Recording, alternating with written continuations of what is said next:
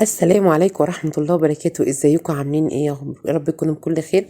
النهارده ازاي هنخزن القلقاس زي ما انتم شفتوه كده، والسلق سهل اوي بسيط ومش هياخد معاكم وقت ولا مجهود ويقعد معاكم للسنة للسنة، وعن تجربة صدقوني.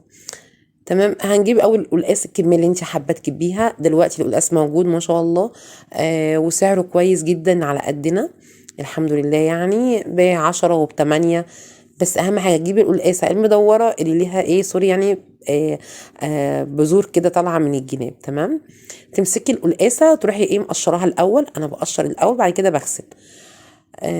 تقشريها زي ما انتم شايفين كده بالسكينه، بس لازم حد يساعدك عشان انا ايدي وجعتني عشان كنت بساعد لوحدي.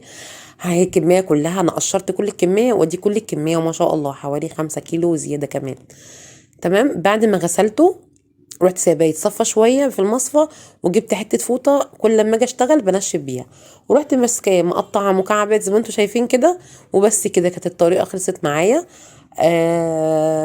جبت كمان واحده قدامكم قلت اقطعها عشان ما شفتوش وانا بقطع.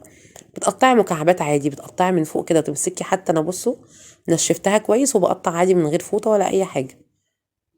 الطريقه دي هتقعد معاكي للسنه للسنه في الفريزر ان شاء الله. وصدقيني الموضوع هيبقى سهل جدا وبسيط ليكي لما تحبي تعمليه في الصيف او في الشتاء. بصوا ما شاء الله اللهم بارك، الكمية بقت جميلة وسهل، بس وجعلي ايدي جدا. وطبعا هنخزن برضو السلق معانا. ادي كل الكمية ما شاء الله. جبت اكياس بقى عادية، اي اكياس عندك بتاعت التلاجة اللي بتحتفظي بيها في الحاجة، وتروحي ماسكة القلقاس حطاه في الكيس عادي. انا ايدي نظيفة بحط فيه، بعبي بايدي يعني. تمام، وتحطي بقى الكميه اللي انت محتاجاها في الكيس اللي هتستخدميه في اليوم. عايزه مثلا تستخدمي كيسين، تاخدي كيس تشتغلي بيه في نفس اليوم وكده، هيبقى سهل عليكي قوي. تمام، هنخلص بقى الكميه كلها في الاكياس.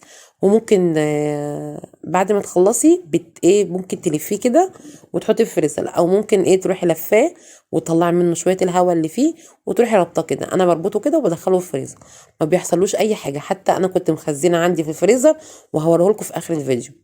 بصوا الكميه اللهم بارك اللهم بارك، ادي عاملين حوالي 6 ولا 7 اكياس، ادي 2 ما شاء الله، عاملين 7 اكياس.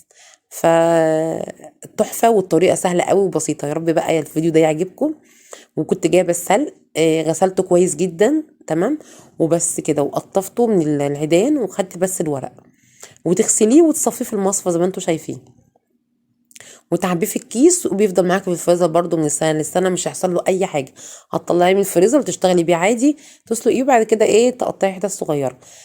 بصوا ما شاء الله، تطلعي منه الهواء وتربطيه برضو زي ما انا قلت لكم كده. يا رب الفيديو ده يعجبكم، ولو عجبكم ادوني لايك الجميل والاشتراك. وشكرا جدا على الناس اللي ادوني الاشتراك و... واشتركوا معايا. بصوا حتى الكيسه قلت لكم عليها اهو. بص كان في فريزر عندي ما فيهوش اي حاجه، والقلقاس زي ما هو، ولا اتهرى ولا اي حاجه. الحقوا بقى خزنه دلوقتي عشان دلوقتي عز التخزين. يا رب الفيديو يعجبكم، ويا ريت لو عجبكم تدوني لايك جميل والاشتراك. مع الف سلامه.